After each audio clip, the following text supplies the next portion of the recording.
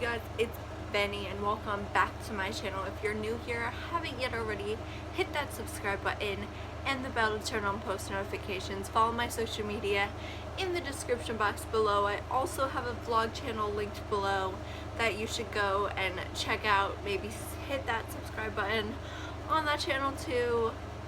Today I am going to be listing 5 like 3 a.m. ritual type things that I refuse to do, and I'm going to tell you why I don't want to do them. Maybe in the future, you know, my values or whatever might change and I might do them, but for right now, who I am right now, no, I do not want to do these rituals, and I'm going to tell you how to do the ritual, but I'm not suggesting you go and do it. If you do a 3 a.m. ritual or anything like that, you can hurt yourself, so I'm not promoting it. I'm just saying be careful if you do want to do it. It's up to you. I'm just trying to explain why I don't want to do it, if that makes sense.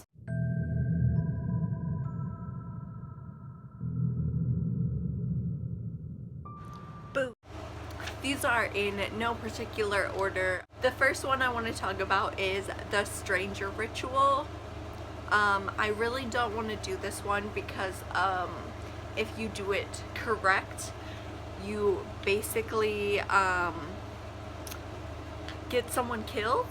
It is played with one person.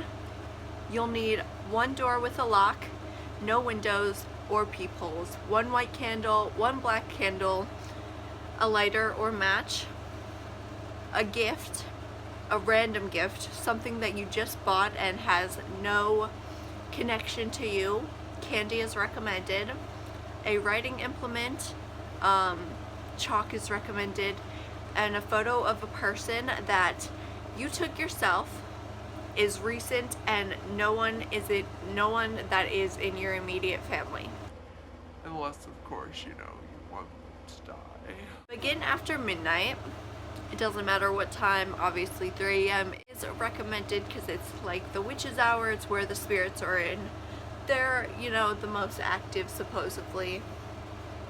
Close all the windows, pull any curtains, cover all mirrors, turn the lights off, and keep the photo of the person on you, like on your person. Close the door, write stranger on it, place the candles on either side of the door and light. There's no which side is supposed to be white and which one's supposed to be black. It's either way. Place your gift in front of the door so that if you were to open the door, it wouldn't knock it or anything. Knock on the door 3 times and wait. If there's silence, do not proceed. Wipe the word stranger from the door, lock the door, blow out the candles, and wait till sunrise to unlock and open your door. If you hear 3 knocks, open the door slightly. Do not look outside of it. Place yourself facing your back to both the door and the gift.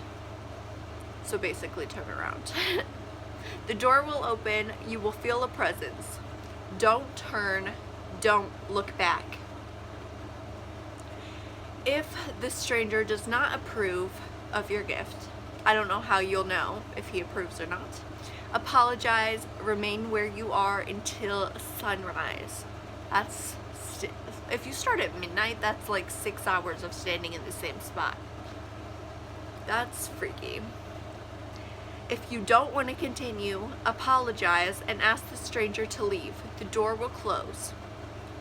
Wipe after the door has closed, then you can turn around. Wipe the word from the door, lock the door, blow out the candles, and wait in the room until sunrise. Do not leave the room, basically. If the stranger approves, he will request a name of the person in the photograph. Say aloud the name of the person, wait, and the door will close and the presence will fade. After the door closed, turn around. Your gift should be gone. Wipe the word from the door, lock it, blow out the candles. As soon as possible, burn that photograph to ashes. And if this ritual is completed properly, you should see that person's name in the obituaries within 3 days. So that's why I don't want to do that, because I feel like I'd feel guilty no matter, like, even if I hated that person, if they actually died, I'd be like, oh my god, I did that. The next ritual I refuse to do is the 11 miles ritual. Even though this ritual does not seem very life-threatening, you're in a car alone forever. And first of all, I don't drive, so I don't think I could even do this if I wanted to, but driving alone at night in the woods is just really super sketch to me, and I would feel like someone is going to jump out of the woods with a knife and I'm gonna stop the car, you know, to not run them over, and then I will die. So it's more of a like scared in my head thing than the ritual itself. You need one person only, a vehicle, and the ability to operate it. A car is most common, but there are more options than, you know, a car. And a deep wish or desire. Begin at night, ideally at time when the roads are not well traveled. Drive to the woods. The woods must be a particular type of woods. The road you take to them must also pass through them. Drive, enter the woods. Okay. Drive, begin looking, look carefully, let your wish guide you. You will know the road when you see it. So all of this is like intuition from the spirits, basically telling you, go this way. When you are certain you have located the road, turn down it. Take a moment if you need it. You may stop the car if you wish. Proceed only when you are ready. Mile 1, if it gets cold, you may turn your heater on. Mile 2, if you haven't already turned the heater on, now would be a good time to do so. If you do not, you might regret it later. Mile 3, ignore any shadows in the trees, no matter how human they may seem. See sketch. Mile 4, ignore any voices you may hear, no matter how human they seem. Mile 5, ignore the vanishing of the trees, the sudden appearance of a lake, and the glowing of the moon. Okay, moon's supposed to be glowing, great. Mile 6, ignore the returning of the trees and the disappearance of the stars and the flickering of your headlights. If your radio turns on, ignore that too. Ignore it no matter what it says, but do not attempt to turn it off. I wonder what happens if you turn it off. Mile 7, ignore again any voices you may hear, no matter how close they sound. Do not turn around, even if the voices appear to be coming from the back seat. That'd be scary. Mile 8, slow down but do not stop. Brake if your headlights flicker, but do not stop. No matter how cold it gets, do not stop. No matter who or what you might see, do not stop. See, at this point, my mind is saying there's a person coming across the road and do not stop. See, that's too much for me. Mile 9, your vehicle may stall. Close your eyes. Attempt to restart your vehicle. Do not open your eyes, no matter what you hear. Do not open your eyes. When your vehicle starts, hit the gas as fast as you can. When the mile is over, you may open your eyes. So you're basically driving blind. Mile 10, do not look in your rearview mirror. Mile 11, your vehicle may lose power but continue to move. Let it. If you see a red light ahead, close your eyes. Close them tightly, cover them with your hands if you must, cover your ears if you can. Make sure you cannot see anything. Scary. No matter what you hear, do not look. No matter what you feel, do not look. No matter how hot it gets, do not look. So earlier it was cold and now it's hot. When the power returns, stop your vehicle. Open your eyes, take a moment, take a breath, drive. Drive until the road dead ends. Stop, relax, close your eyes. Imagine your deepest desire. Even if it has changed from when you began, imagine it all the same. Changes in all. Imagine not simply desiring it, but possessing it. Open your eyes. If your desire was an object, check your trunk. If it is smaller than that, check your back seat. If it is smaller than that, check your pockets. Whoa. If your desire was non-material, return to your life and check there. If it does not appear immediately, wait. Be patient, it will come. Completing the journey. You may find at this point that you have returned to the start of the road. You may go home, or you may begin the journey again. The choice is yours. During the journey, do not do any of the following. Turn on the radio, tape deck, player, MP3 player, or other music playing device. Do not use a cell phone, do not open the windows, do not drive faster than 30 miles an hour, or leave the car. Also, keep your eyes on the road and buckle up. Obviously, safety hazards and whatnot, but they did say close your eyes at one point. So I don't know about all that. The next ritual I'm going to be telling you guys about is called the Dark Reflection Ritual. And the reason I don't want to do this is because you basically fight your bad luck to get better luck. And I feel like I'm a very unlucky person, so this would actually probably help me if it worked.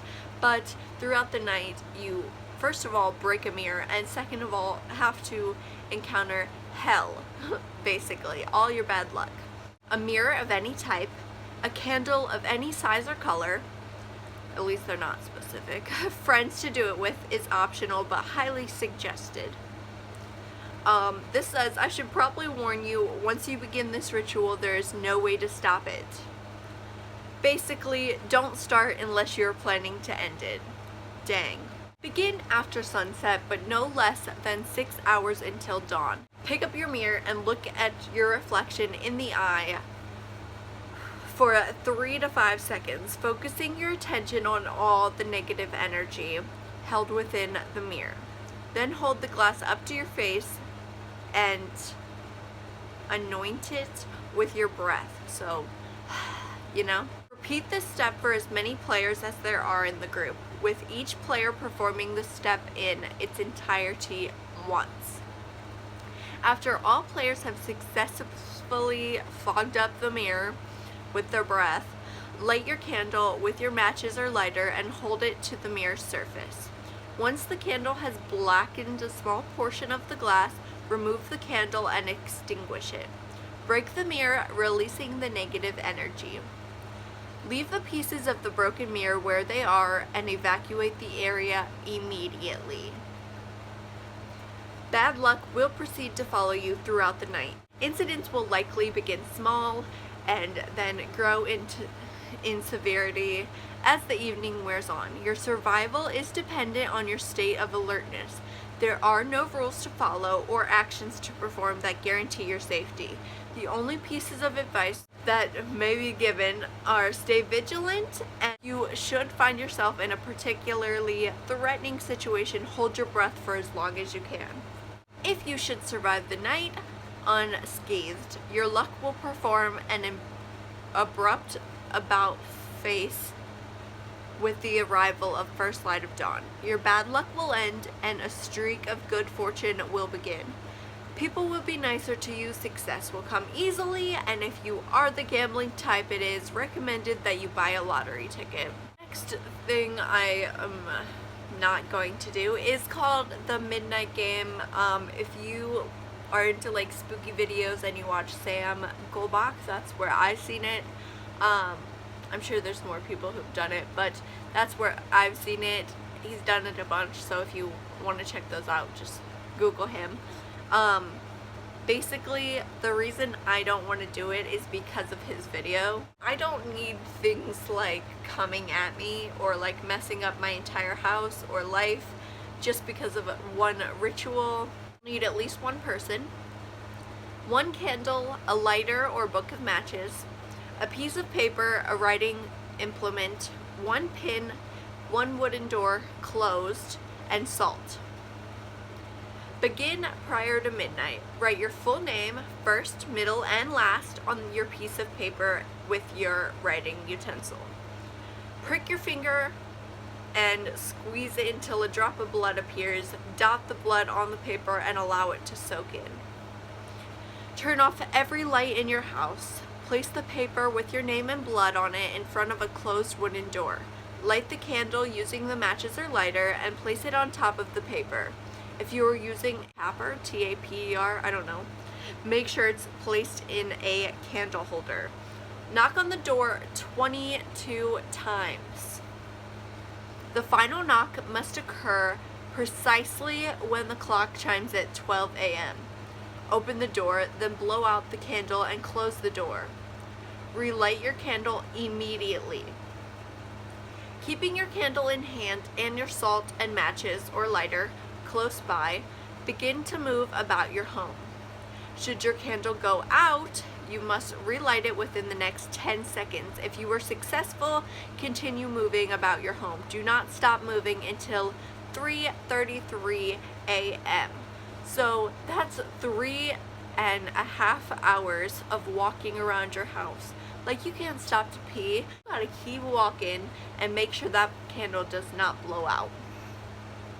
If you are unsuccessful in relighting the candle, immediately surround yourself with a circle of salt. Remain inside the circle until 3:33 a.m. So if you ever get super scared, you draw a circle of salt and you stand in that or sit in it even until time's up. At 3:33 a.m. it is safe to stop moving or step outside your circle of salt. You may also turn on the lights. The game is over. If you perform with more than one person, each person has to write their name on the paper and give a drop of their blood. Indications that the Midnight Man is near include, but are not limited to, sudden drops in temperature, the sound of a soft whisper with no discernible source, creepy, the appearance of a humanoid figure, or the candle going out. Do not turn on any lights during the game. Do not use a flashlight during the game. Do not go to sleep during the game. Do not use a lighter instead of a candle during the game. Do not use a person's blood other than your own during the game. Do not attempt to leave your home during the game. Do not attempt to provoke the Midnight Man. Probably not a good idea, provoking a demon. And most importantly, do not assume that the Midnight Man has left your home for good at the conclusion of the game. See, like, he could stay over. You don't want that. You don't need that in your life. The last ritual type thing that I'm going to not be doing is a deal with the devil. Now, I'm sure there are tons of different ways to make a deal with the devil. An eternity in hell probably is not fun, so I don't know. Selling your soul, probably not worth it. The one I am going to be telling you about, I got from Sam Goldbach's video. I'm not going to get too much into this, like, ritual type thing because, I mean, there are tons of different ways you can do it. Basically, you have to find a crossroads with active paranormal activity that is not well, like, traveled, or, you know, you'd be alone during twilight, which is when this should take place. You must approach the crossroads from south to north and stand in the middle. So, you know, if a car's coming and doesn't see you, you're screwed. You should definitely have a talisman on you, something you hold near and dear to you to protect you, because you are dealing with the devil here. You should bring 3 power objects. Each of these objects I'm going to list gives you 1 minute to make the deal, so the more of these, you know, if you have all 3, you're gonna have 3 minutes to make your deal. What I will say is to be clear and direct, because if you, like, are vague or something, you're not gonna get exactly what you want. Probably, I mean, it's like a genie, you know? They're gonna mix your words up, so I'd be careful if you are going to do it. which once again I do not recommend. Behind leg bone of a black cat, flowers, at least 3 individual flowers. I don't know if you bring more, if that would give you more time, but I mean, it wouldn't hurt, you know? And dirt from around a graveyard. And supposedly a figure or a person, or looking like a person, you know, will approach you and you'll be like, yo, this is what I want. And they'd be like, okay. I don't know exactly how it works. You guys can look it up if you do want to do it. But I don't recommend it again. Or even if you're just curious, you know, Google is a powerful thing. Yeah. Thank you guys so much for watching.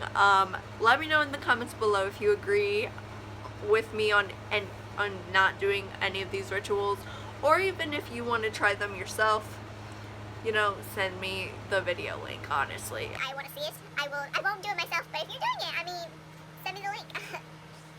Thank you guys so much for watching. I hope you enjoyed this video. If you did, give it a thumbs up. Even if you didn't, give it a thumbs up because you made it this far into the video. Subscribe and hit the bell if you haven't yet already. Follow my social media. Why did I say it like that? Follow my social media in the description box below. Also check out my vlog channel. See you guys next time. Love you. Bye. And that's about it.